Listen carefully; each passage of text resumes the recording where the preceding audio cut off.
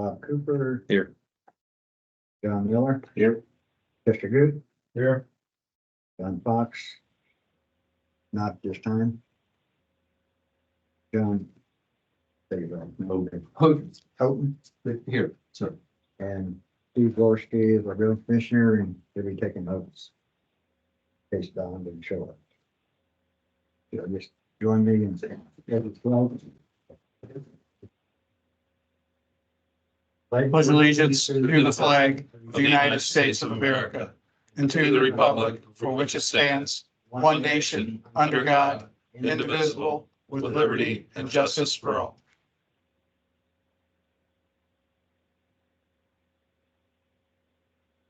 Welcome everybody to our planning commission meeting. Appreciate everybody being here. Remind everybody that we are being recorded, so don't want to say what's going to be repeated later. You need to record. All right, everybody had a chance to look at the minutes from February 20th and from March 12th. So I entertain a motion to approve. Second. First and second. All in favor of the sign saying aye? Aye. Aye. Any opposed, same sign? Okay.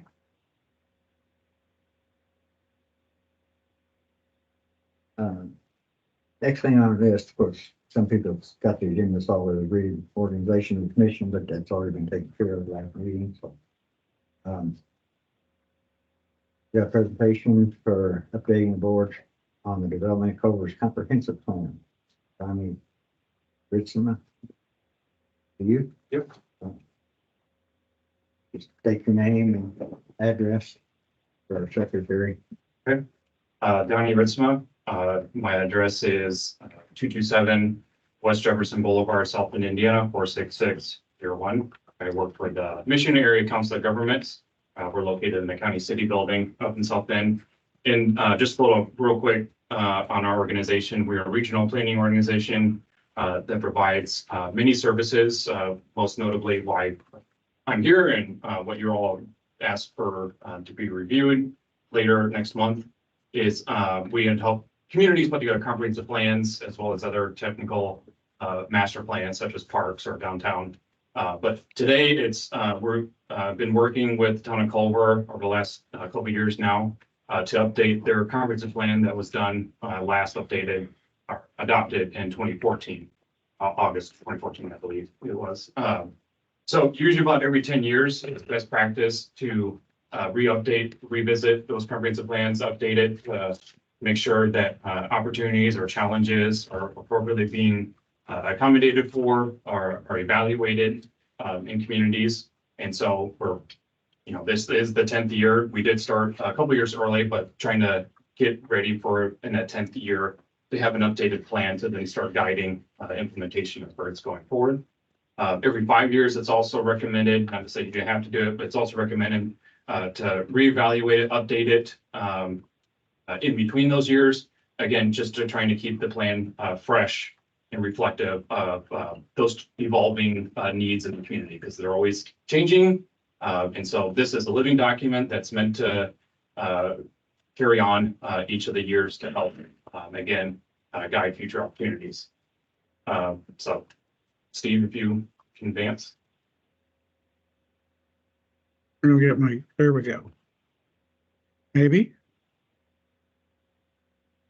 While he's doing that, we had kicked off the planning process actually in April of 2022. Before organizing a steering committee here, we had started by putting together a branding and communication style guide.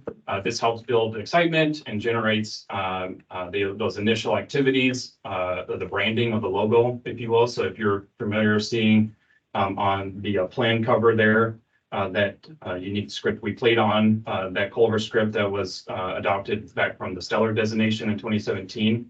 So we modeled it, taped it to tailor it for this comprehensive planning purpose. And the theme for this purpose, we went through a number of exercises with a small group before the steering committee with a small group on the branding. And we were, strategic and intentional and methodical in the name that we were coming up with. We kind of toyed around with the idea of leaving a lasting legacy, but ultimately it was decided upon simply calling it Destination and the Horizon Year. I know some would like to see 2044 being the bicentennial year, but at the time when we had started this initiative, it was not expressed at that time that was the thing. We, knowing that hindsight, we would love to have played on that. So anyone in this room who would advocate about 2044, I highly apologize. It just, the branding component of it had already been underway. And at the time when we received that, it would have taken a long time to kind of update all that stuff. So I did want to mention that. But we settled on Destination because Culver is a unique place. I mean, you all decided to live here for certain reasons. And Culver is also, in our 4-county planning region that I serve in, of all of the communities, small towns and cities, Culver, in my opinion, is probably the most unique. Because not every community says that you live on a lake and you have a big tourism draw. So that was kind of the play on and the idea of destination. So it's a destination for those who have always called a Culver home. But then we also want to play on that it's a destination for any future residents to call Culver home. So we want this to be a destination not only to live, but a destination to also be able to enjoy your time if you're just visiting. So then in June of 2022, we started up the actual planning process that went underway for this. And many of these names you probably already recognize. We had decided that the Culver Crossroads team that has already been meeting up until then, they're the ones who kind of initiated expressing the need for an update of a comprehensive plan. That group was already diverse and broad in itself, and that's the nature of having a steering committee, is having a broad representative group with many backgrounds and reflections of that community to provide different perspectives that are unique and valuable to them. So we had modeled the Culver Crossroads as that steering committee with a few maybe additions, and they helped oversee the planning process to make sure that they were served as the liaisons on the community as a whole in general. So that way, if any goals and strategies were proposed, if it seemed not realistic, reflective, this was like that initial vetting process from a group of experts, if you will, within the community. And we'd also then were strategic throughout the process involving the community at large, and I'll get into that in more detail about the number of engagement activities that we had done. So we didn't just limit to just this group of individuals. We've also brought it up for stakeholders. I know John in particular served on arts and culture focus group, if he remembers that one. So we had a good time in putting that. So a lot of the input that was during that initiative, you'll see reflected later on in this presentation. Go ahead. So we broke out the planning phases into 4 phases: discover, envision, plan, implement. So in that first phase, discovery, it's an opportunity for us to, one, get to know the community as outsiders. We're not from here. And it's also for us in the planning perspective to understand where are we at as a community, where are our current conditions today? So what are our baseline conditions in terms of demographic, housing, employment factors, and the community makeup overall? Because if we can establish a baseline to help us set that future vision later in that process. The next phase was envision. This is simply, now that we have a baseline, we can then start marking out where is it that we'd like to go. During this phase, we identified a vision statement and foundational core values. Third phase was simply called plan. So this is actually creating this planning document, but that's where John in particular, serving on a focus group, we had reached out to specific stakeholders to help us come up with these goals and strategies that you'll see. And then lastly, once this plan is adopted, is the implement phase. So now it's actually taking your plan and actually, getting boots on the ground and actually doing the work. So I'm going to kind of cover over a Cliff Notes version of the actual printed plan that's in front of you. There's also, I'll get it to later, there's an online electronic version of that plan available on our culver2040.com website. So if you don't want to see a printed version of it, there's also a digital version of it. So this presentation is going to walk through what you're reading, hopefully as a Cliff Notes version, so that way you can kind of easily digest and understand the process that it took to develop this plan. So we kicked it off in June, as I mentioned, that discover phase, as I briefly mentioned a second ago. During this phase, we were defining our assets, our opportunities and challenges. So we had done a strengths, weakness, opportunities and threats analysis, or SWOT analysis, if you're familiar with acronyms. This, as I mentioned, was very strategic and essential in helping us establishing that baseline condition, understanding, the dynamics of Culver's community. During this first meeting, we had spent going over the expectations as a committee and what to expect, their roles and responsibilities, serving as liaisons on behalf of the community. We also then did an exercise that mapped out, as I mentioned here, those assets, opportunity, challenges. So we're mapping out physical locations, not so much programmatic and other things that you'll see in goals and strategies, but things that exist on the ground.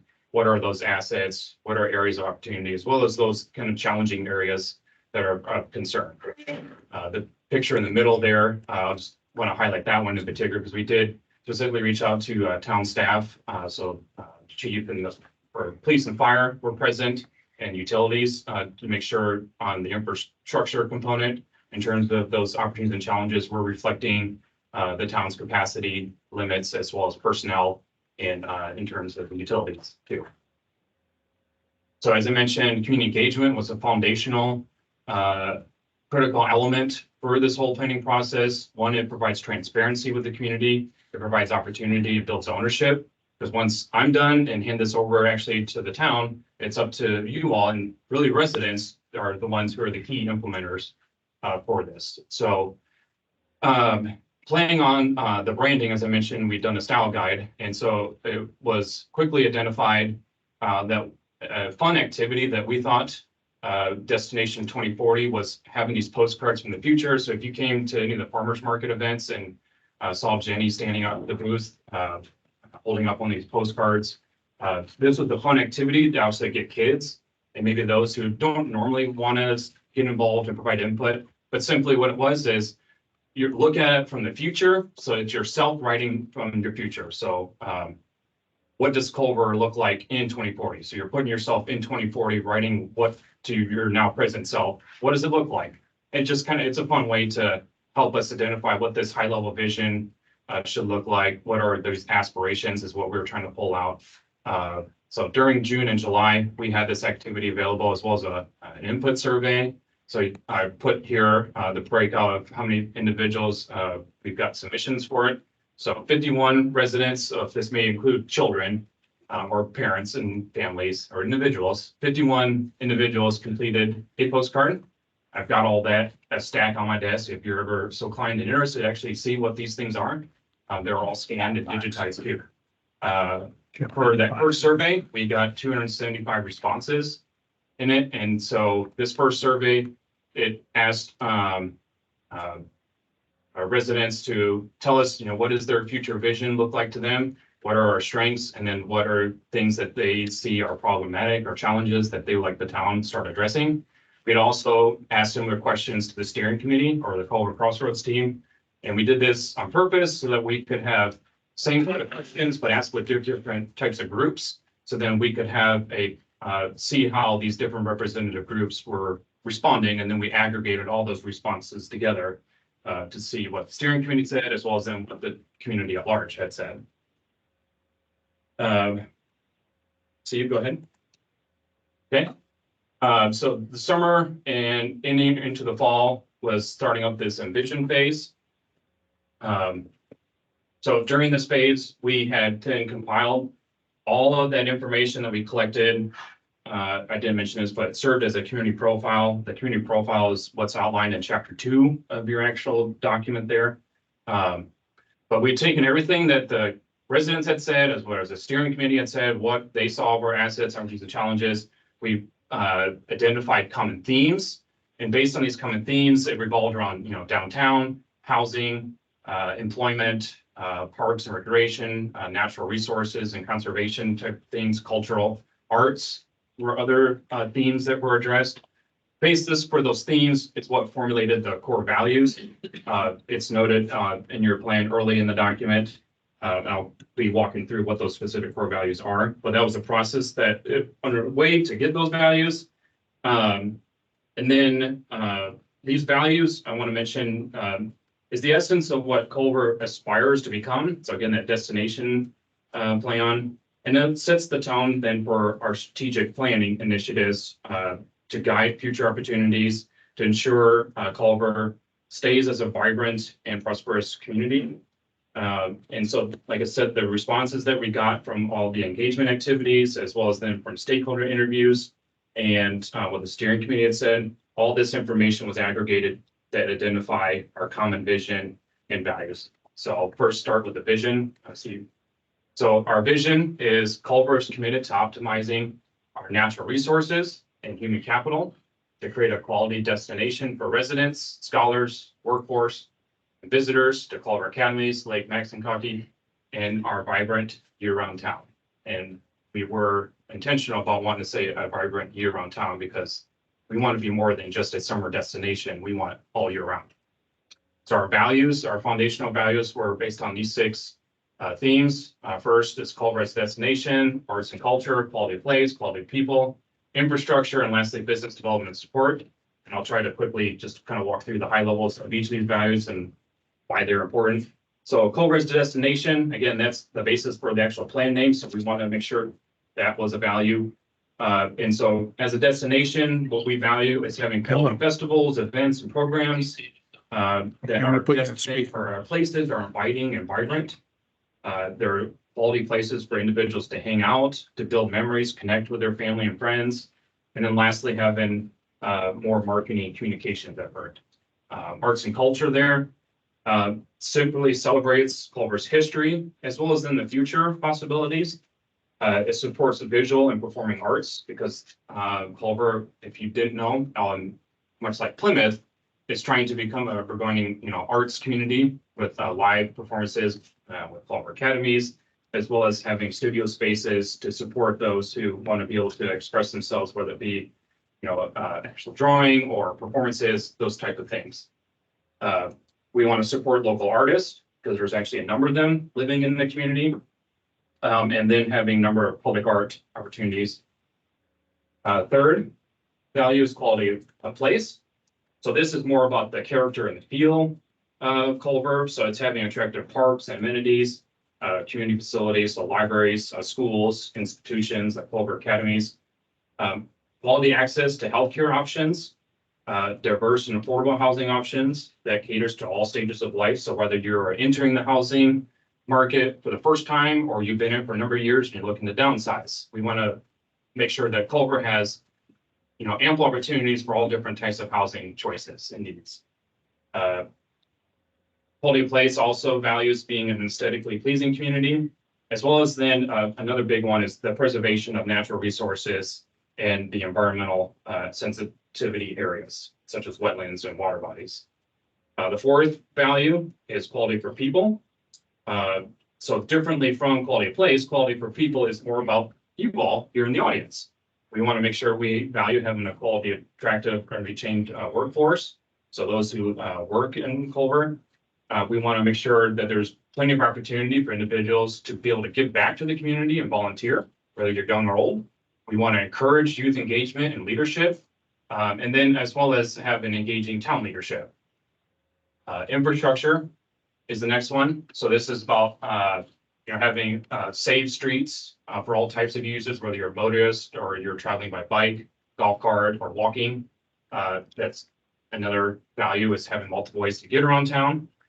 We want to have dependable utility services and systems, so that way the town can support any new development opportunities, as well as those current customers, residents, and businesses, to make sure that their services are top notch, as well as then community protective services with police, fire, and EMS. The last value, business development support. We want to ensure that Culver has diverse opportunities for employment, job opportunities. Again, a range of scale of employment, because it can go as large as major employers or the tourism industry, retail aspect. We want to have support for entrepreneurs, that the local business community is thriving and prospering. Reinvestments in supporting local businesses who are in downtown or the lakeshore. Again, in our vision statement, mentioning about being a destination that's year round. So we want to have retail establishments cater to year round activity and use. And then lastly was Culver does great with this with Marshall County and the broader region up in South Bend even as continuing to collaborate partnerships with local regional entities. That was a mouthful, but hopefully this is making sense. The third phase then we went into November. So now that we have identified where we're at, this is our guiding vision with a statement and the foundational values. Now we need to start identifying what are those specific goals, then start addressing those opportunities and challenges that we identified earlier in the process. So in the month of November in particular, we met as a steering committee to then start underneath those core values. We started identifying what are those specific goals, and we started with mapping out themes of, how are we addressing our opportunities, and then how are we addressing our challenges from the list of goals in hand. Then we were able to expand that effort into reaching out to somebody like John, who represents the arts and culture focus group. John, I keep picking you up because you're the one I most notably remember. Reaching out to those individual focus groups to then garner their knowledge and expertise to help us identify what those specific strategies ought to be to implement these goals. So go ahead. So in doing that, so there were 6 core values, and lo and behold, we had 6 focus group workshops, 1 for each group. These 2 were the only ones that I was physically present at, so I only have pictures of the business development group and then the arts and culture group. The other ones met either by Zoom or in person, and just with my workload, I just was not able to be at all 6 of these events. So I do apologize on record. I tried to be, but I really enjoyed the conversation I heard, particularly in the arts and culture one, because I don't know, it's just an aspect of the community that maybe most people kind of don't really see too much in or value the cultural arts, but hearing the conversations there, it was kind of encouraging and inspiring, even me as an outsider that, not knowing what all is happening here and the number of local artists who would like to do more, but the number one need that was expressed in that particular meeting was, having a space that they can, be able to teach and actually have a studio work, if you will. So during those workshops, it wrapped up. We had December and January, so December 2022 and then January of last year, 2023. We spent those 2 months doing those workshops. And then came the long, strenuous process. This was before Kevin came on board, so you got to miss out on all this fun. And Kevin's smiling in the back. But we spent month of March all the way through May vetting every single one of these strategies that was identified during these workshops. And this is one of the reasons why this project has kind of taken a little longer than we anticipated.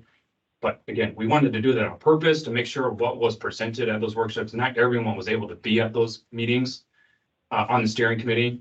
We identified, I didn't mention this, but I will now. We identified a chairperson from the steering committee to lead each of those 6 groups. So we were trying to be cognizant of individuals, personal time too, to not be on multiple groups. So we had them lead at least one of the groups, and Kevin in the back, he led the quality place in particular. It was one I was here first. Yeah, you got that. So, like as I mentioned, we vetted every single one of those strategies, and it was done on purpose that we could start defining what our top priorities ought to be. Also in this process, what took a little bit was the future character map and the transportation connections map and the bicycle and pedestrians maps that are highlighted in the plan and here a little bit in this presentation. We want to make sure that the character areas was the most realistic and implementable and reflective of the community's aspirations and wishes, and trying to get back.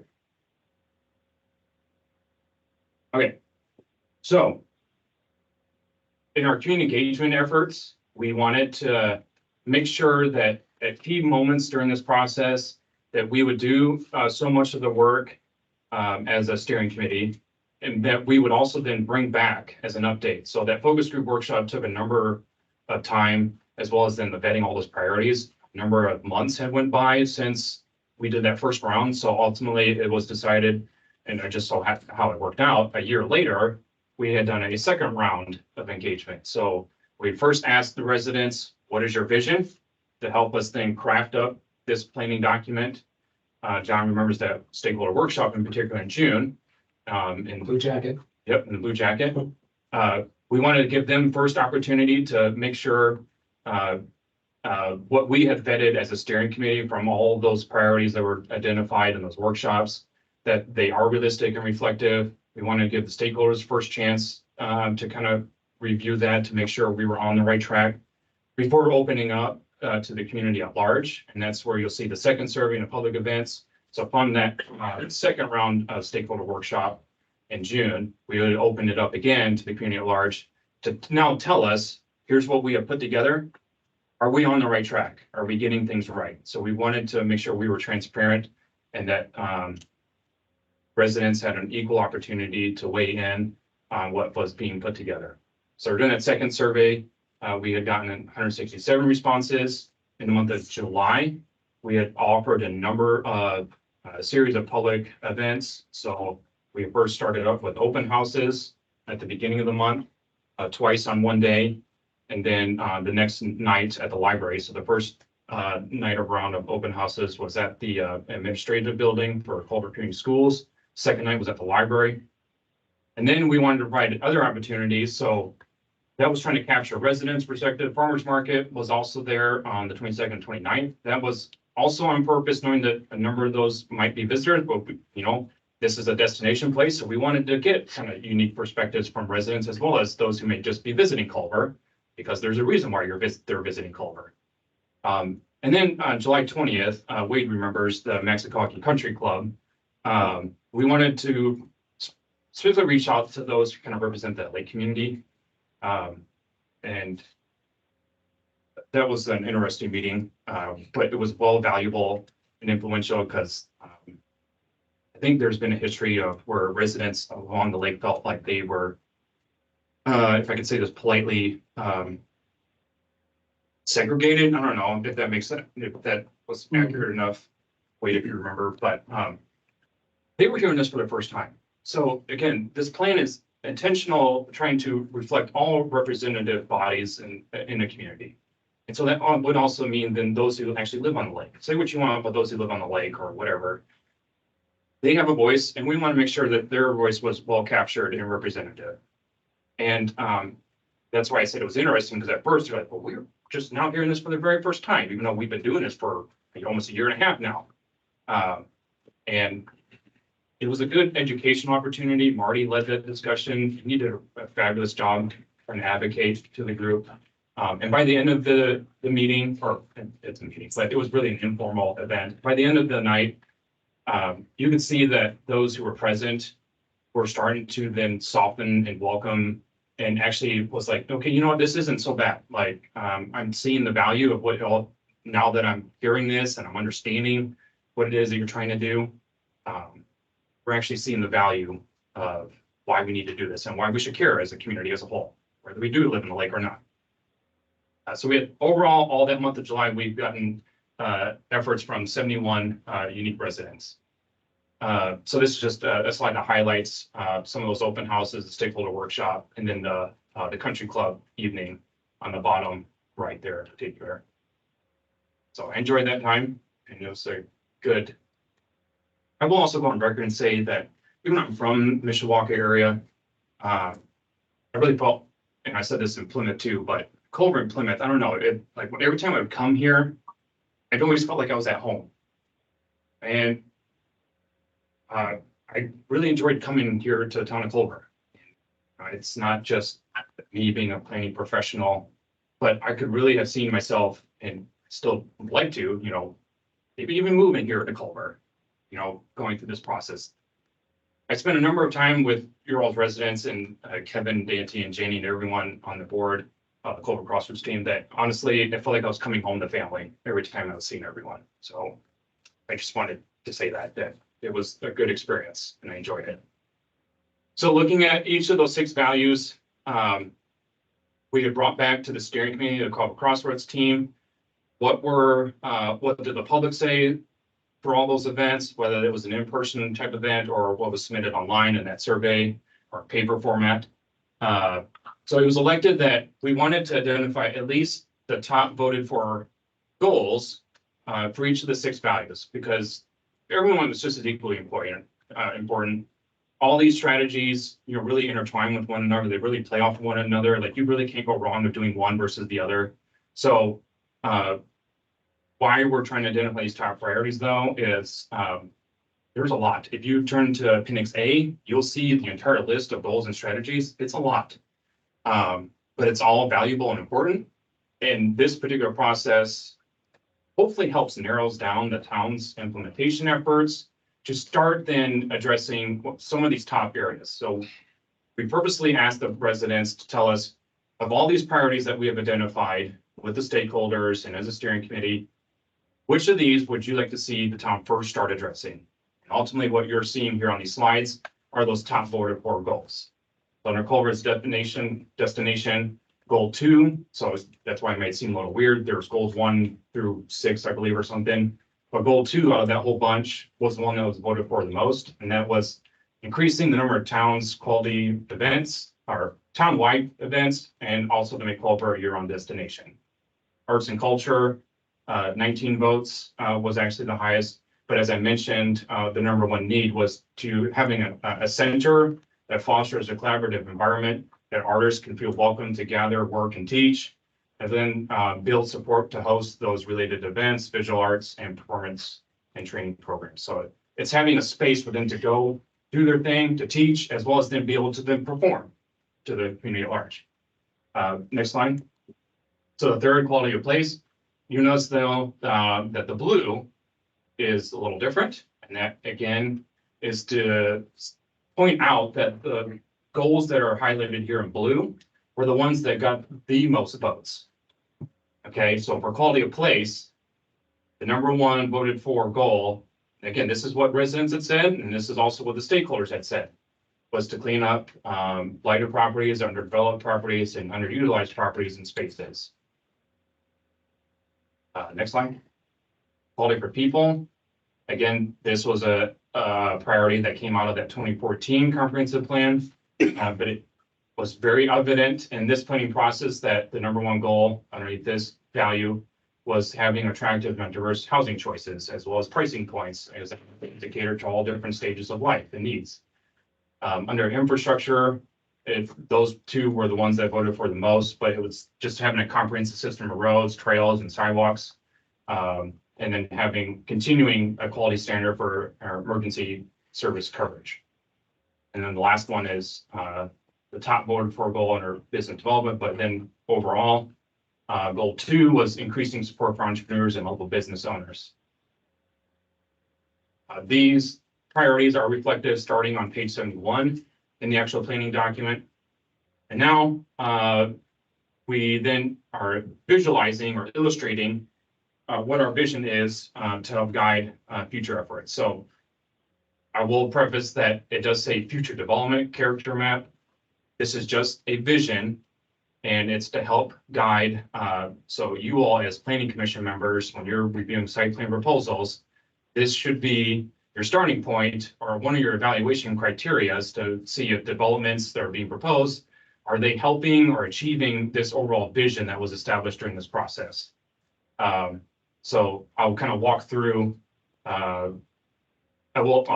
before I guess I go through a little more specifics, I will mention that this character map, it provides for Culver's jurisdictional planning area, which includes the town limits, as well as they have the zoning boundary, which I believe is 1 mile, give or take there. Okay, but for communities in Marshall County, state code authorizes communities in Marshall County in particular, so those who are in an advisory plan commission, they can consider planning or planning and zoning strategies for an extraterritorial boundary up to 2 miles. So beyond just your town limit. And so that was part of the premise for this character map. we don't want to see within town limits specifically change than what it already is. So many of those character areas that you're seeing on the map is just a coined way of saying what's already there is what we're envisioning it to continue to remain as. And also maybe flourish, so like Lakeshore area, it's, you know, kind of your retail spot. You know, we coined it as an entertainment corridor on purpose because it kind of plays on what's already kind of happening there. And the green areas around the lake and then the top north, those are what we're calling conservation neighborhoods. And I'll get into a little bit of the specifics there. So you'll notice those are outside the town limits. Again, we were trying to be strategic and to look at what are future possibilities for the town of Culver. And then as well as, you know, what kind of leverages do they have with providing utilities and community protective services to serve any of new developments. So we were considering all the possibilities and ultimately, if we're going to be seeing proposals within the town limits or within our zoning area, which is outside the zoning limits or goes beyond the town limits, we want to make sure we have vetted this process, we have a vision, so that way we have some teeth to communicate with Marshall County and developers. And hopefully this kind of just starts that point. The next slide. So I'll kind of walk through some of the key highlights of the character map. So first up, again, you notice that one of the top voted for goals was having diverse housing choices. So we're highlighting here from the overall map, all these areas that we're characterizing that supports diverse housing choices. So you'll see downtown and entertainment corridor, those will kind of support. So those who want, excuse me, those who want that integrated mixed use feel, that urban kind of lifestyle living environment, they have something that can kind of cater towards their preferences. Urban neighborhood simply is just what you're seeing now in that traditional kind of format. And then, like I mentioned, the conservation neighborhood. This was also on purpose. There's a lot of already homes already in this area, but if any newer residential developments was to happen, what would that look like? So we came up with the idea of this conservation neighborhood that would allow for residential homes to be built, but in a conservation style manner where you're preserving more of your tree canopy, preserving your open spaces to make it feel more like it's intertwined and harmoniously integrated with the nature or the natural resources. So conservation also is making sure that we're preserving our water bodies and our wetlands that are in those areas, those environmental sensitive areas. So it's allowing housing to happen, but also being cognizant and conserving what natural features are already there. Next slide. So next areas highlighting is what I said, employment, retail, and tourism. So again, that also means your downtown, entertainment corridor because of the kind of the tourism draw. The regional commercial, some of these character areas also are kind of carried over from what was proposed in the 2014 plan, which is this regional commercial area. So up along 017 and 10, envisioning this kind of supporting that regional larger kind of scale commercial size. That's already kind of started, but continuing that. And then on the left-hand side is supporting an employment center. And then I did put Culver Academies. I was debating whether to do this one, but so I will take flack for putting Culver Academies on here, but say what you want, they are a major employer as well as a large civic institution. So I think in terms of employment, they are just as much as an opportunity for these aspects, and even for tourism, for for sport venues and all that stuff. Then the last highlighting feature of the character map is the parks and conservation. So that's highlighting the conservation neighborhoods because we're trying to preserve and conserve those wetlands and water bodies that are already naturally there. Parks simply is allowing for the integrated. So the only new park that we are proposing is kind of in the middle area of the map. You see where it's hatched. That's to serve like any new development because there is no park on the southern end of the town. And then surrounding all of these areas, again, the rural management, this is where it takes up to that 2 mile. So focusing more the concentrated, like any new development opportunities to happen within the town limit, as well as in the immediate area where they already kind of have that zoning boundary, give or take. But then everything else around that, we wanted to keep it envision as what it is, you know, that rural agricultural, larger homestead, kind of feel. So these character areas, it's not a typical land use map if you're, familiar with, kind of land use planning. We do this on purpose because we don't want to get into the nuances of the different types of land uses that should occur at a parcel level. We want to generalize areas based on characters. So how does it look and feel? What's that experience like as you're entering all these different spaces? And then for conservation efforts, I did call out the water bodies and wetlands, because we don't want to see those go away. Looking at transportation connections, state, there's several criteria that the state wants to see in a comprehensive plan. One of them is a transportation element. So they want to see what are functional classified roads according to state criteria. Those are highlighted in the blue and the orange. I won't get into the semantics of what all those terms mean, but you have a major and a minor collector. So basically these roads takes you to the larger arterial street, which is in your region most closely is US 31. So your collectors is what feeds you to US 31. And then your local streets is where you live. That takes you to the collectors. What's the collectors? Then, like I said, it takes you to those larger service roads. We did show proposed improvements where to kind of help with movement of traffic, if you will. The dashed blue is continuing that minor collector designation, but those would be new roads to kind of help pinch points and serve any new of those opportunities that we called out in the character map. And then you notice the black in particular where the Dunes project is at is those new roads. We also called out intersection improvement at Davis and Maine in Ohio, I think, is that triangle.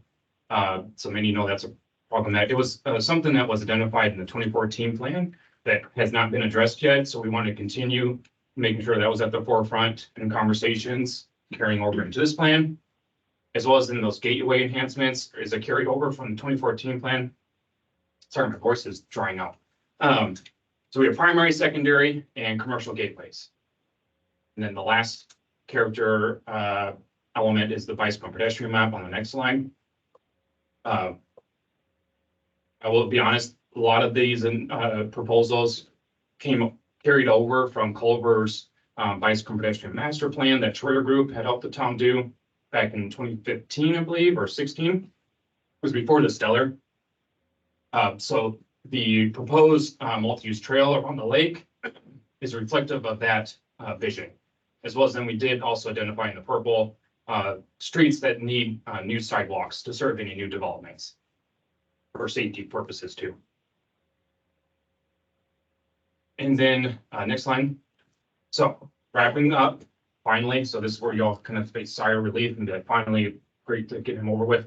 So the last phase I mentioned is implement. So once this plan is adopted, which will be a recommendation from this body, then to town council, and this will be coming before you next month. So you'll see me again, yay, next month, asking for y'all's endorsement or approval. And then town council will have the legal authoritative approval process by resolution. And I'll get into that at a different time, but I'll first be asking for your all's endorsement if you'll agree with that, and it will get approved ultimately by the town council in April. So once the plan's adopted, now the real work actually begins, and we wanted to make sure we have a plan of action in place.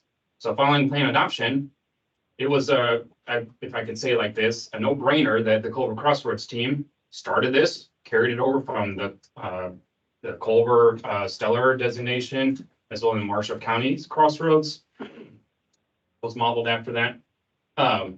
So like I said, it was a no-brainer that we want to continue for the Culver Crossroads team to continue to meet.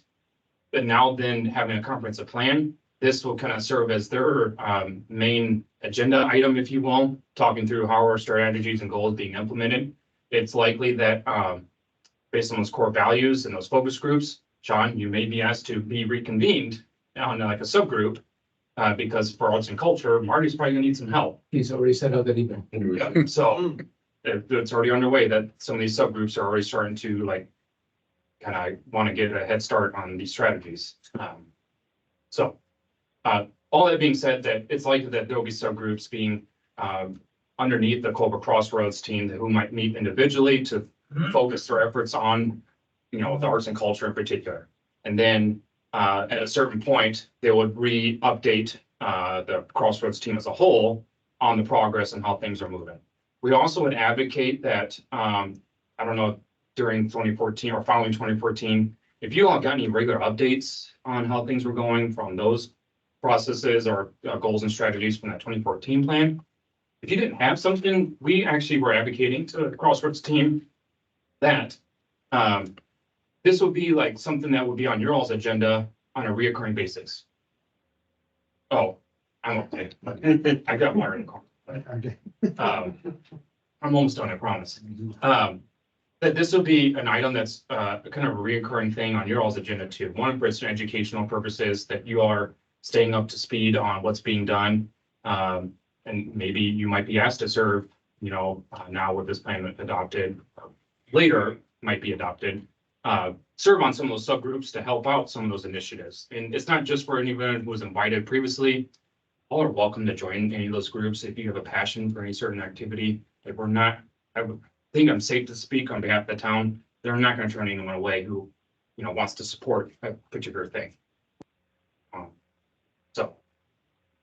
And then the last slide, yay. The draft plan. We have it available now in a 30-day comment period. So until April 11, we're taking comments. We're asking residents and anyone who wishes and have vetted interest in Culver to visit culver2040.com. Printed copies are also available here at Town Hall and at the library if you want to see a printed copy. We have each of those locations as well as on the website a comment form. We've actually have gotten a handful of comments already since it's gone live last week. Like I said, it will be available for receiving input until the 11th. At that time, we would have to compile all those comments, vet those through with the steering committee one last time before bringing it back to you all on what the final outcome is. And, printing paper, killing trees is kind of contradictory of the environmental aspect, but we will give you all an updated printed copy in April.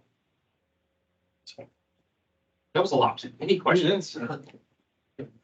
I got one question. Okay. I know with this going on, I wasn't on any of the Yeah. meetings or anything like that, but I've had a lot of public input as far as wanting to know if, as far as access, public access to the lake. Because over the years, we've had several more than what we've got now.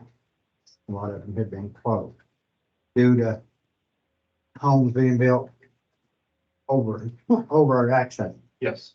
But has that any discussion been made as far as, as far as for visitors and citizens, to have more access to the lake? Because right now, you continue out on the west shore where the landing is there, due to the fact that there's not too many access as far as getting a boat in, this will usually full. So you're asking, If there was any discussion for some of the other accesses, to have more public access. more public access. Yes, I don't know how that would we- work out because During many of these conversations, and you'll see it in Appendix A. Sorry. We do have a bigger strategy under the quality of place, I believe, that asks for more public access to the lake. And I did also speak to Deb Palmer, who said, yes, in her words in the stakeholder interview, they are okay with that. They just want to be cognizant and not to have all this development occurring around the lake to jeopardize the watershed and all that activity. But yes, we did have a strategy that asked for either improving the accesses that are there or exploring if there's any opportunities for any new accesses where it makes sense. We are trying to be cognizant of those who do live in a lake and actually value having maybe a limited access. So we want to be cognizant of all representatives, those who want to have the public access as well as those who want to maybe limit access. So we're being cognizant of both sides. In that stage where people assigning priorities to possibilities, one of the items under quality of place was specifically about increasing access to the lake, so people had a chance to, whatever, putting green dots or something or other, but people had a chance to I look for that. just want to bring it up because I didn't see anything. Yeah, I don't think, it didn't turn out to be one of the top two or something. Right. That was on the list though. Yeah. Gary, there is a page in the report that does identify, I believe there's 5 or 6 lake access points. Right, And so it does briefly discuss it. right. Many times, I've brought it up before, in the past, I've been told that, that's outside of the town's territory, so there's nothing the town could really do, so. Right. So that's kind of where we're at. If the town wanted to Right. get involved in Well, I improving the West Shore parking Yeah, I didn't know, access. it's not really kind of off subject a little bit, but I No, it's didn't not. know that a lot of this has to come through DNR or whatever. And, That's what I said, we're strategic and actually interviewing Deb Palmer to make sure, we don't want to propose something that was not really interesting things. I know our little lake, Lost Lake, Hawk Lake, what do you want to call it, Right now, it's public access, but there is no access. And I know that if y'all remember Larry Boatsman, but Larry Boatsman, actually, I know some people don't have a good look on him, but he actually, years ago, when he owned the house on that, he had actually presented to DNR and the state of Indiana to try and get public access. But he was denied, and I don't know why. To clarify, we weren't advocating like access points to all the lakes like in the area. It was primarily just Lake Max and Coffee. Right. There's similar zoning, but. Yeah. But yeah. Sometimes if the zoning can get through, what, and they're zoning on that, it could alleviate some of the problem we have now. Even the through there, and so, thank you.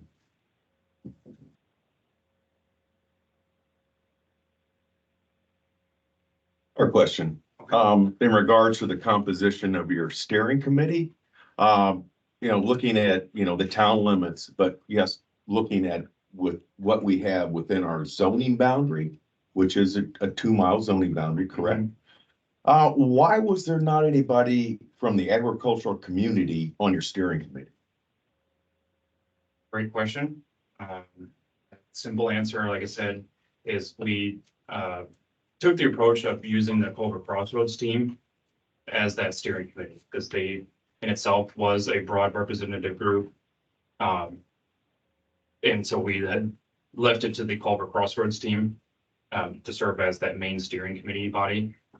And so I guess I don't have a good answer as to why we didn't then specifically reach out to anyone from like in the ag farmland. Okay, because, you get us outside of the town limits, it's all agriculture here. Sure. And it's, besides the lake. So I think that's an important aspect that you should have, looked at. You're talking 70%. Yeah, 70% or more. So that's, Yes. How did you decide who to send these cards out to and then to get input back into what your questions were about the town? The surveys that was available through the process Yes. or this now comment? Well, the surveys that were. Yeah. And whatever's coming now, because I never got anything. Okay, so we didn't, But that was because we're on the south side of town. that was not, purposely left off, but, what we had done is we had done a posting, on town's Facebook, as well as, they put a, announcement on the TGL, site, Town and Gown. And, we had, information available at Town Hall and the library. So we had printed copies available at the library and Town Hall.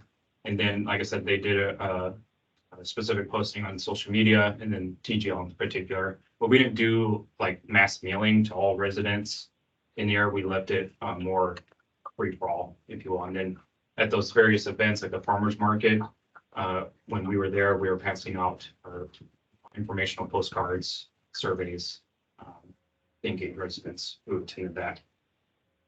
Does that answer your question? Yeah.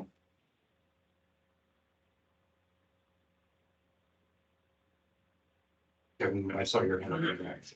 I was just gonna somewhat answer Danny that there were some agricultural people on some of the subcommittees. And there was some outreach done, but there wasn't a lot of interest in joining the committee. So the steering committee was more of a town committee. And when we started doing this, we started going to the reaching out a little bit farther to try and hit those other areas.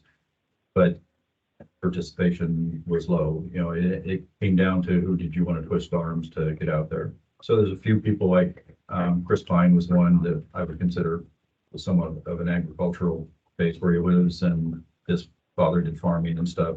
So he did participate. He's the only one I can name off the top of my head, but there was outreach to try and. I don't do that. consider Chris a farmer, but that's. He talked about it. No, You have vice presidents for farmers. You talking about corn beans and. that's right. You know, But they just it worked the ground. couldn't get them, Okay. couldn't make the contacts to get them to come to the meetings. So I mean, I think, speak for Dan a little bit here, I guess, in a way, but right now we're containing to our town limits and conservation. But, I mean, at some time, I mean, with the comprehensive plan, we're looking at growing at the same time, is that right? To some extent, but not, within reason. I mean, we're not gonna try and hold our town to limits that are right now. It's like saying we're not gonna annex any more properties. I don't want the idea of that, we got a fence around here, we can do everything we want to in here, we can't do anything further. If you understand what I'm with. I think you'd open up a big can of worms because you need to stay inside your limits. I think this is a conversation for future days. But it doesn't lay it out as outline. I think there's a lot of points goes on the table, but we're not gonna resolve that tonight, so. No. I mean, I was just talking about as far as conservation. And as far as, just to answer your, on that part right there too. As plan commission, we've got to look at town limits as well as our 2-mile zone. So You can stay within your limits. stay within our 2-mile limit. Exactly. Which is, the character was purposely staying within those limits. Right, We didn't go beyond. right.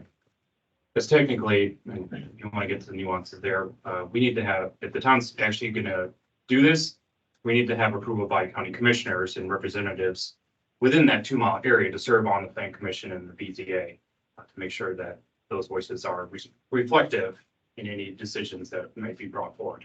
So again, that's for a later conversation, but technically, this is just more of an informational guiding kind of effort, but if it sounds really serious and wants to actually take on that extraterritorial 2-mile area, it would need to be approved by county commissioners.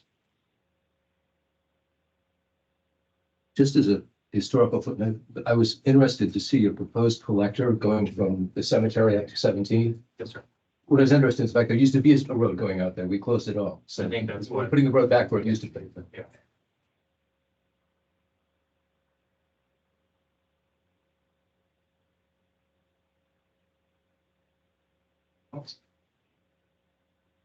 I've taken up a number of y'all's time already, so I apologize. I appreciate it. No, appreciate everything. Yeah, it was probably to be expected because many of you may not have been involved in the process, so we want to make sure we're conveying as much as we could.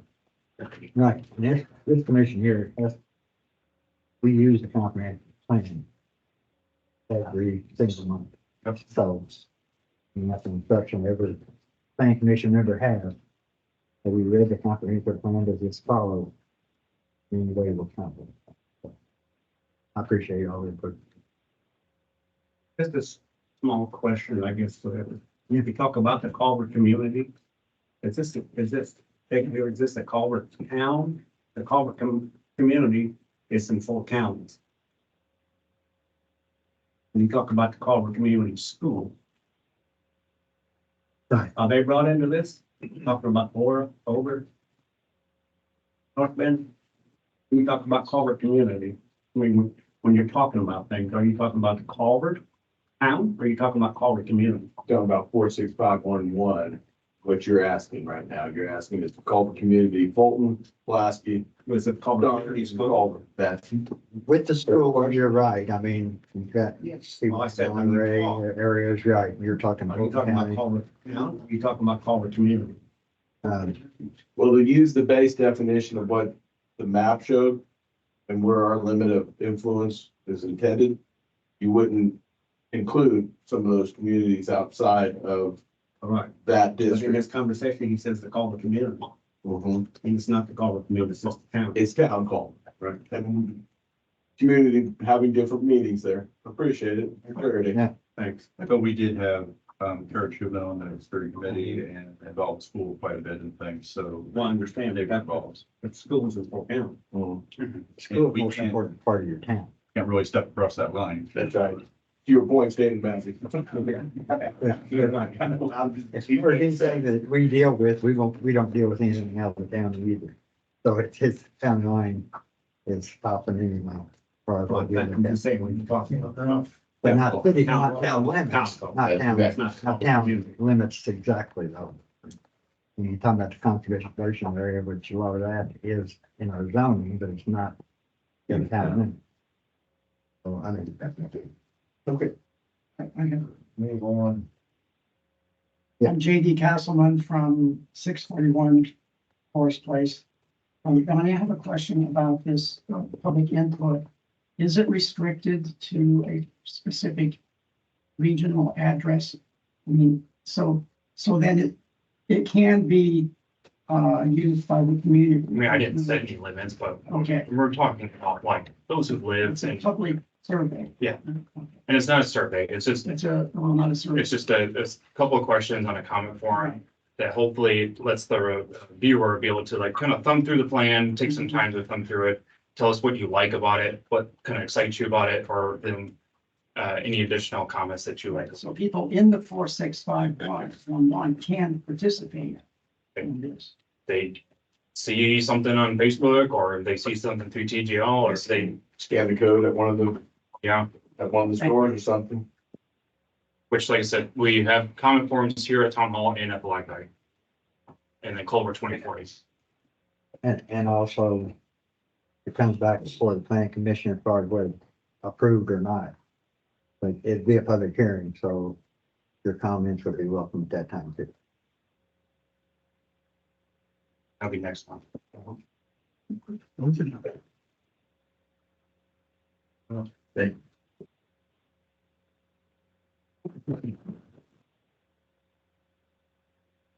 If you feel.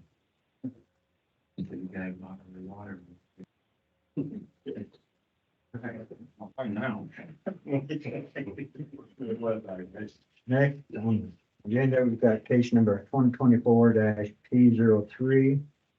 An application is filed by Stephen L. Schneider on behalf of Culver Equities LLC to approve a major subdivision replat of parcel.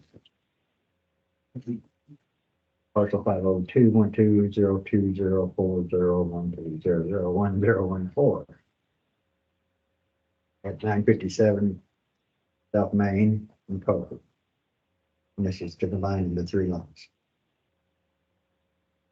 Well, we've got somebody, Yes. Good evening, members. I've been, as you're aware of, we went through a TRC meeting for the development plan that's also on the agenda for this evening. As we went through the TRC, we had several different bullet points that you asked us to address. We were able to get through almost all of those and had a question come up from Scott in regards to wetlands and water flow and how that all calculations run out. And we got something back. We was working hard on Chris, our engineer, to get that all to Scott. And he worked on it and wasn't able to get everything back yet and got some stuff back this afternoon. It just wasn't going to be enough time for Scott to have proper analysis of it. And so we asked, and I kept in touch with Kevin and made sure to let him know where we were the whole way, a couple days leading up to. And so today we're going to ask to table the conversation or the applications for a future meeting so that we can put together a work group. But we're talking about a real small nuanced conversation about, not if it rains on Tuesday, what happens to the water? This is if you have this event followed by another event, followed by this, almost nearly catastrophic type event. Where does this water go and how long does it stay there? And what's the effect on the surrounding waterways and those types of things? And so, as you can imagine, it's highly technical and a lot of analysis on estimations and those types of things. And I think Scott's doing a great job of protecting the town and making sure that we analyze everything to make sure that it's as perfect as we can get it. And we want to make sure to provide the town and Scott everything he needs to be able to give us that, go ahead of saying, yes, I'm happy with how this plan works. And maybe that discussion results in making some changes on some stuff. And we're open to that and doing that analysis. But everything else as far as road names and fire hydrants and pipe sizes, all those questions have all been addressed, calculations in. So we worked hard to try and get it all in. There was just that one question that kind of came up late in the day. I think it was probably Friday, late Friday, where Scott said, well, I've kind of got this question about everything else looks good, but what about this situation? And so leaned on Chris to try and get that calculation in. And like I said, he did today, but that's just not enough time for Scott to give it the proper view that it needs. So we'd asked to table it.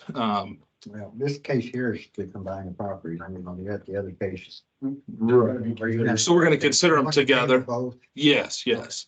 So I just don't think it's fair for you guys to try and Right. consider one without the other. And so while you did bring up that cause number, we would ask for this plus the other to both be postponed to kind of work through them together.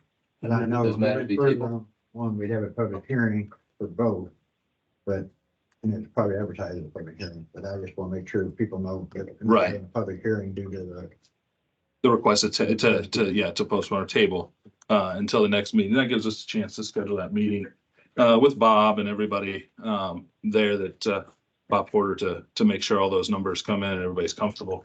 There was a request on, putting in some overflow pipes and things that was put in and was kind of engineered in there.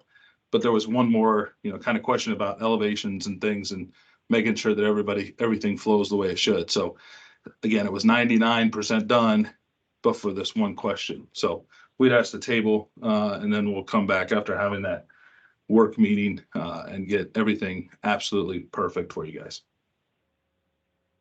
I move both matters be tabled. Good. I move that the two matters be tabled. With a specific date.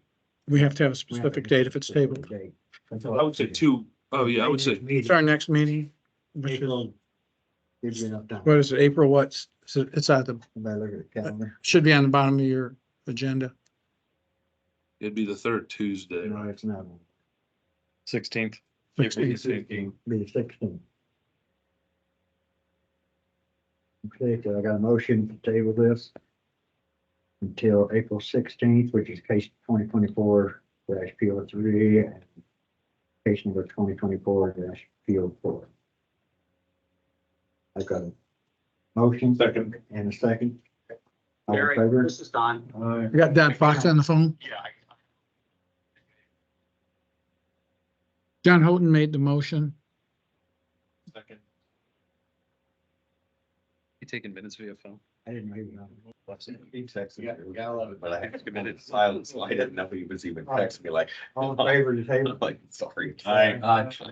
Any opposed, same sign? Did you hear it, Don? No, what was the vote? Unanimous. If Don's gonna vote, it needs to be roll call. Oh, it does? It has to be roll call. He's not present. Okay. Cool. Dan Osborne, Yes. Jerry Stiller, Yes. John Houghton, Yes. Don Fox. Don Yes. Fox, can you hear me? Said yes. Yes. Okay. Chester Good, There. John Miller, Yes. Mr. Bob Kukler, Yes. and myself. Yes. You're on. Hey. Thank you. Thank you. All right, PRC review. If you want to, you can further into the building commission report. We'll do that. For TRC, we had one meeting in February for a pergola at 18571 State Road 10 that passed unanimously. And building commissioner report, I'll email out to you all. I don't have that yet. I'll have it by the next town council meeting. And then when it comes time for new business, I have something to bring up for that. Question for the commissioner.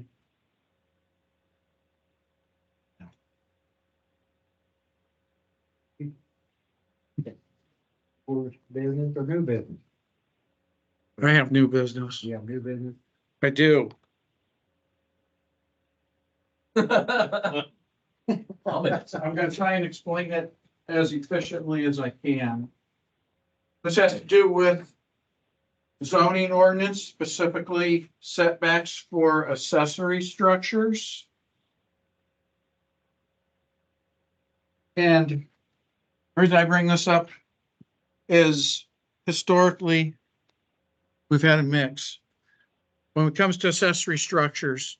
So I'm on setbacks specifically. So I want to talk about the two residential R1 and R2 specifically on these ordinances. And I'll explain this as we go through it. I'll tell you that it's gone both ways in history. Recently, when I came in, and what it had been was accessory structures were following this residential district setbacks. But looking at these repeatedly and then looking at Article 6, I feel differently about it, but it's going to be up to this board.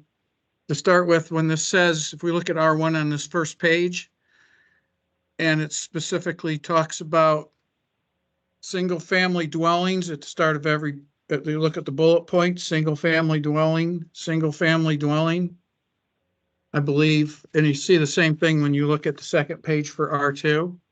I believe the intent of this, having had time to look at this a lot, the intent of this are for strictly, and I'll tell you why in a moment, but I believe the intent of this is strictly for the main structure or the family, the dwellings that are put on the lots when it comes to setbacks.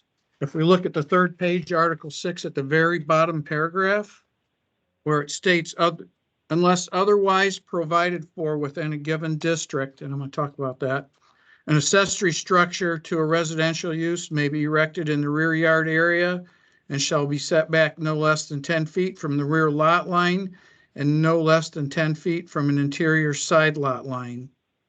In a side yard area abutting a street, an accessory structure shall maintain a minimum setback from the right-of-way equal to 1/2 the distance required for the principal structure unless otherwise provided for within a given district.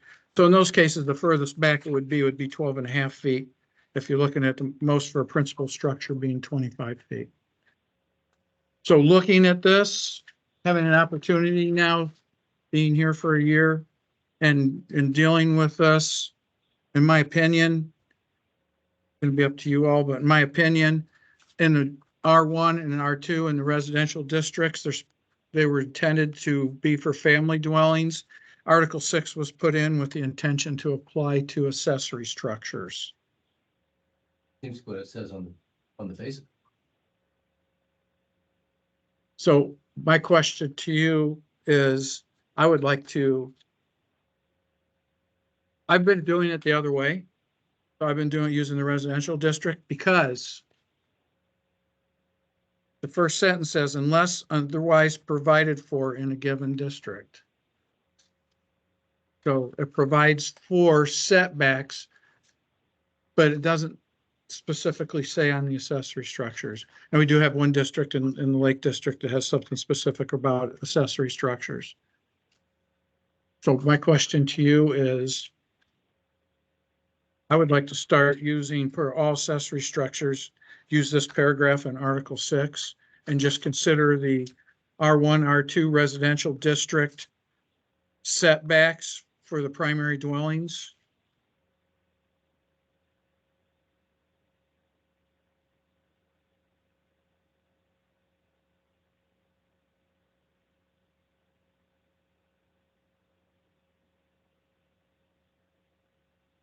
So worst case would be the greatest distance would be 12.5 feet.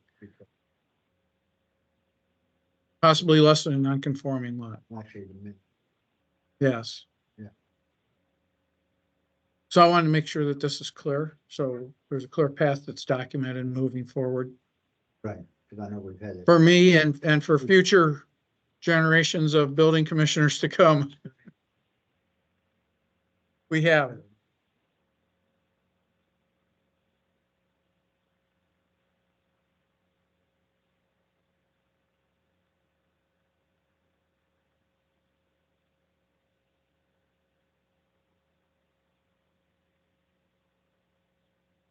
And I can't tell you if we need a specific motion for this or not, since it's already written here. I mean, But what I would, it's the ordinance, but what I would like is just guidance from this committee to just reaffirm what I think it should be happening.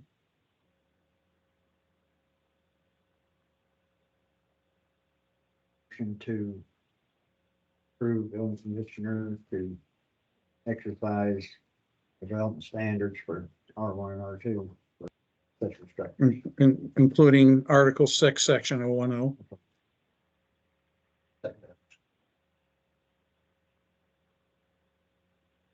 Who was first? Oh, you were asking for a motion. I beg your pardon. Asking for a motion. I would move, in fact, that the building commissioner be authorized to apply section 6 to accessory structures in residential districts R1 and R2. And that's John Houghton.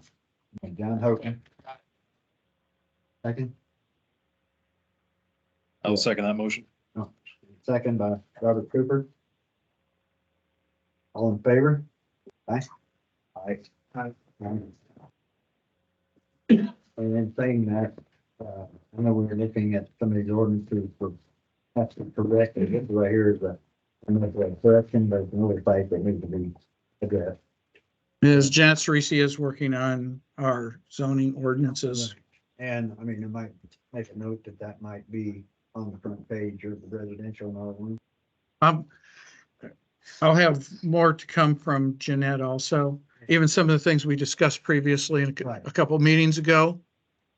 Jeanette's looked up and the state statutes have changed. it changes. I like to see it. I don't have to go back to development. I think it is addressed when you look at the bottom of it and it says accessory structures on the bottom, see accessory structures. And it tells you where to go to look at it.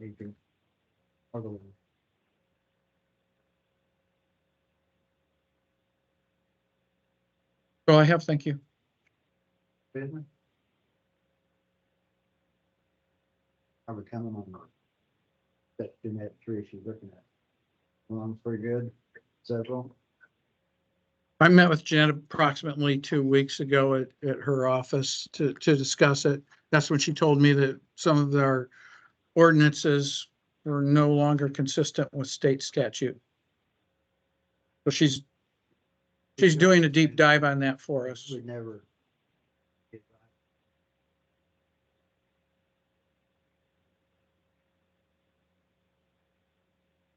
Sweet. Citizens. Priority by state statute. Thank you, Chief. Further questions for our building commissioner? Any other old business or new business?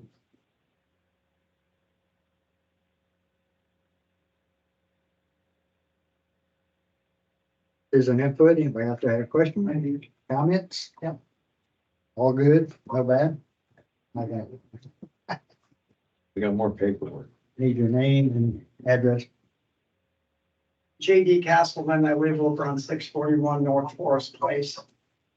Most of you don't know me, I'd like to read into a public record some concerns that I expressed last fall. The CRC and some members of the town council regarding the size and balance of the Dunes project. And I know that I'm a little late getting up here expressing the concerns at this point, but I wanted to talk to the planning committee. And this is being recorded, so I mean, it'll go on record. Okay. So, So I'm not quite as articulate as some of the other guys that have spoke tonight, so I'm gonna try to read my way through this. First, I'd like to say thanks to all of you on the commission for your service to the community. Rural town government is difficult, and we all want the best for our small town. I'm here to express concerns about the balance of design density and scale of the Dunes project. I believe that I am unapologetically pro balanced growth. That's why I'm here tonight. I wasn't going to come, but I thought that it would be hard to live with myself if I didn't talk to you guys. So in March of 22, the Dunes project was first announced at an anticipated size of 110 to 150 units. In August 22, soon after the announcement of the Ready Grant, the size grew to 200 units. At the August 2023 CRC Ready Grant public hearing, it was announced the Dunes plan had ballooned to 301 units. That meeting was well attended. It was a public hearing, and there was an audible gasp in this room when Marty announced 301 units. We came to the meeting thinking it was 200. So it's my thoughts that our community does not believe that 301 units, a growth of over 30%, fits their definition of balanced growth. And to support this thought, I offer the following input. The 2014 Comprehensive Plan, page 57, states, throughout the public outreach associated with this comprehensive plan process, residents expressed the desire to balance the need for more affordable housing options with a sensitivity to neighborhood character and quality of life. This was the 2014 Comprehensive Plan.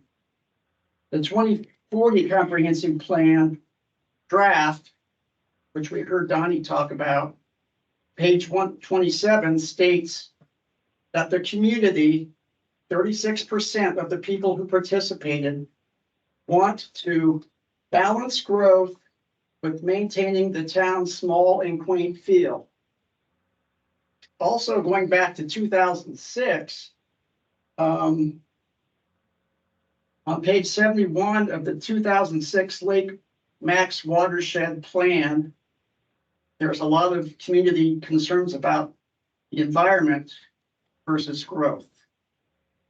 And specifically, the community said or expressed concerns were expressed to minimize on-lake and near-lake development, such as multifamily housing.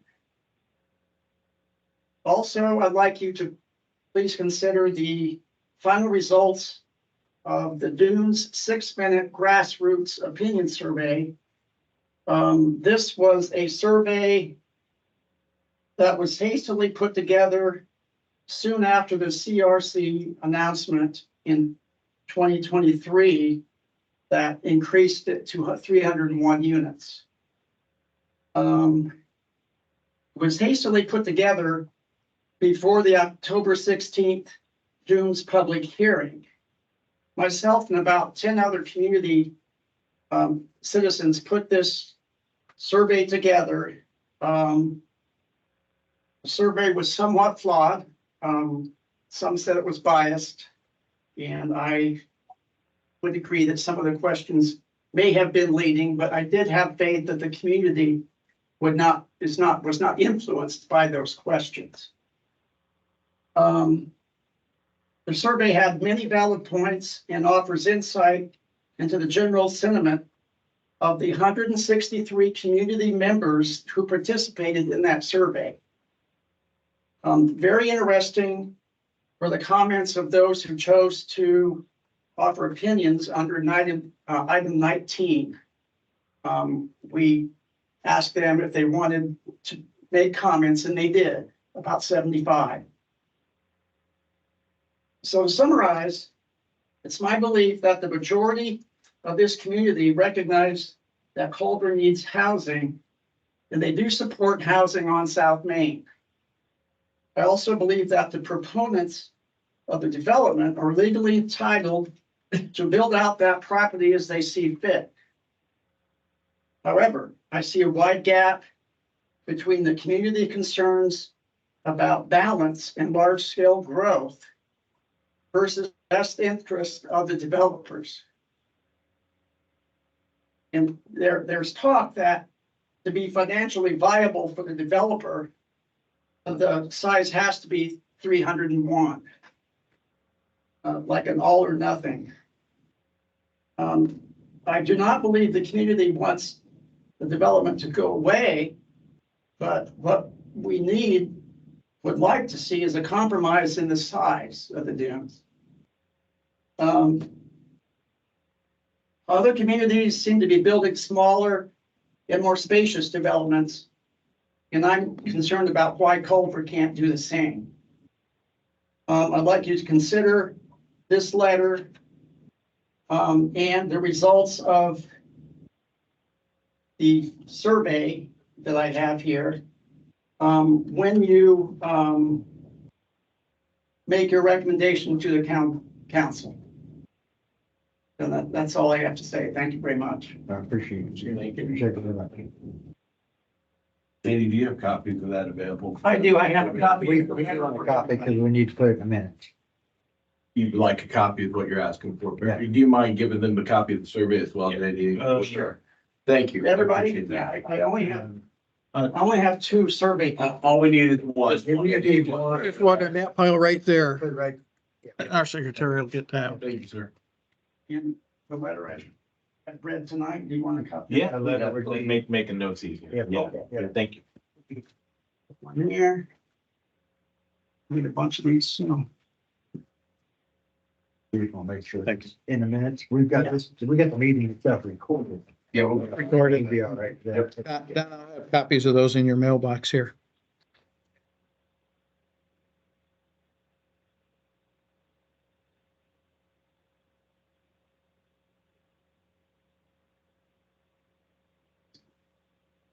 I would try to give you an answer, but we're not actually authorized even. No, no. Yes, no, it is. So I just wanted to put it in the record. I've already more or less been through this with the CRC. I know it's a little late. Never too late, But still appreciate. but appreciate it. Feel free to come anytime to our meetings if you've got Thank you very much. anything on citizen input, whatever you want.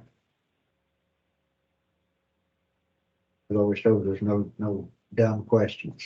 Sometimes there's bad answers. All right, any other citizen? Oh, Kevin. Me? No, the other Kevin. Thank you. He's usually got a comment. Nah, he's meditating. It's good. Oh. Then like me.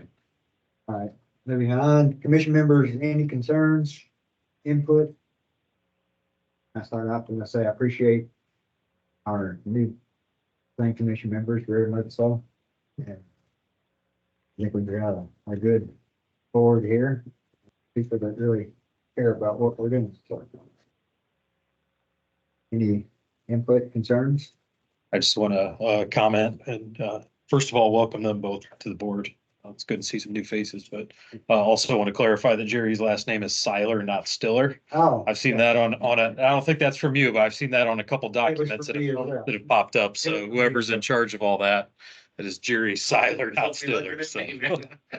Give me a link. Thank you very much. I thought I messed up in that. Yours, I didn't really know your last name. But it is Tyler. Siler. Oh, they got the T in it. SIL. All together. No T. All right. You have to correct this on this, but I'll remember. I just thought you needed a class. Yeah. Kevin, what's your last name? You know what? Dante, Dante, Danny. I like Danny. Go with whatever you guys want. All right. Okay, just want to clarify that, why we're talking about. You know, let's get it out. I got a vowel at the end of my name. Let's put out the name, guys. I make nickname, that's what I get. Man, too many of them. It's last about 2 years. All right, only thing that left on the agenda is, entertain a motion to adjourn. So move. Second. In favor? God bless. Bobby. You get that done? We're supposed to be. Nobody opposed. Down that road. Bobby Cooper. Okay, I'll put stuff in your mailbox for you. Thanks, Don. Thanks, Don. Hey, Steve, would, Yes, sir? DTS garage be an accessory structure? Yes. They said they wanted that. Can't be told. So I It's just stuff that we know that we're seeing. He wants to put up a garage. So her rear yard, let's clear that up so she won't be rear yard. Yeah. It's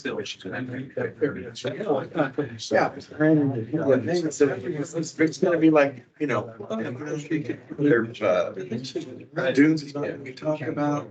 I didn't know about this other. I think around the middle. I know, it was that big. I said, I'm. Yes, I said over there, you said all those shots attach it to the house. Yeah. Yeah. You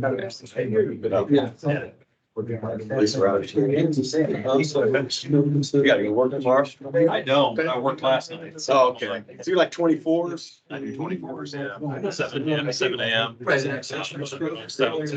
About 8. Yeah. I got an extra 2.5 hour nap. Okay. Yeah, not too bad. When I get up at 4:30. Yeah, that's a long shift. I'd say I've just been doing historical research, came up with one list of possible street names. For the development.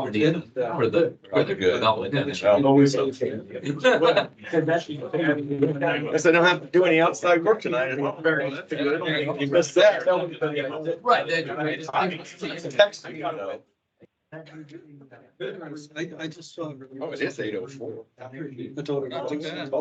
I missed Jeopardy. I mean, we can change street name, I think. I remember that, I can change the name of my house. So it's probably 5 years to do with it. Surely the biggest. Doing it at the same time. Maybe they came up with. Yeah, and I think theirs were just. Yeah. That's subdivision, they go with the. I was going there, bro. I looked up the names. So that'd be interesting. On that property. Yeah. All right. Starts there, James F. Dealanier. The guy who's taking on the The neighbor. There's. Then speculator, but other things, they already bought all the section 20. But you didn't answer. Yeah. Depends on when they were built too. So, yeah,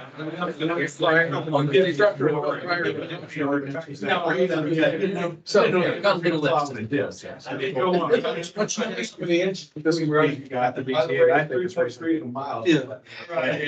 It sounds reasonable, but I told him, I said, one that's gonna trip me. I was thinking about 25 for this. It is like a 10 foot. I told her, one will trip me up is you have a hardship. I said. And, you have to get it out there. Chop feet out of there, so the town's trying to get more trees in there. Their sidewalk, I mean, interest, what kind of percentage wants to attach it. No complaint from a neighbor. Yeah, Those kind of arguments. Thanks. Those are the arguments most are right. yeah, I'll bring up the, I'll speak up to, I've talked to her neighbor. okay. There's no complaints from that. Yeah, I mean, just, she's just trying to get a garage. Yeah. Like I said, that I'm not the BZA, but to me, it seems reasonable. Yeah. I'll go home. I'm going to here in a little bit. By the way, good question, but we don't leave a 2-mile radius. Okay, but I get the definition. You know, I was gonna start messing with this and I was afraid I'd jack it up somehow. There's no way it's 66, so that's that too. That's what it's set to, but no, it got pretty toasty. It got just downright stuff. Yeah. Fine, I'm talking about the 465 one. Talking about town culvert, all right, fine. No, you can't. I thank him. I put him on record. He deserves, he's getting. I mean, we didn't hear anything about the thing being a refugee camp. Right. We didn't hear all that rhetoric. There's a legitimate room to disagree on this, and one of the points is the size. But I reminded him, it's 225 in the first two phases, and we got the out off, Right. and so do they, I right? like what Yogi Bear said. We just have to agree different. Yeah, that's beautiful.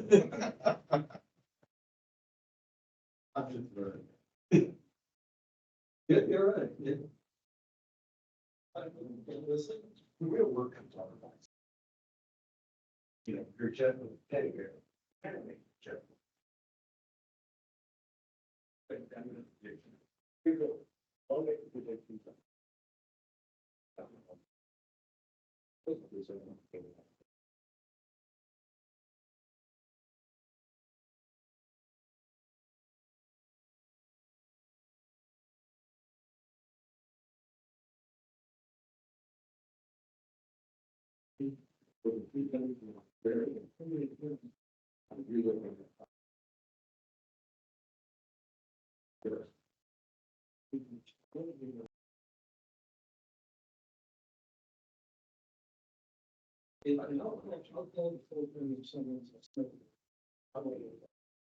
But I'm looking at our desk with everyone.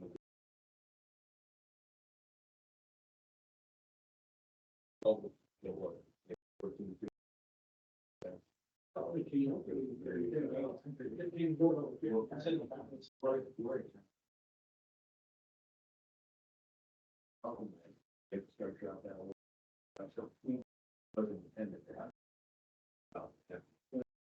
Everybody assumed growth would happen more.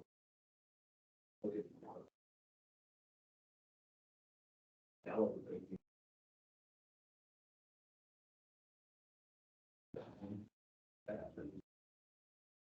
What we gotta do is figure out. Start back or something. Start over.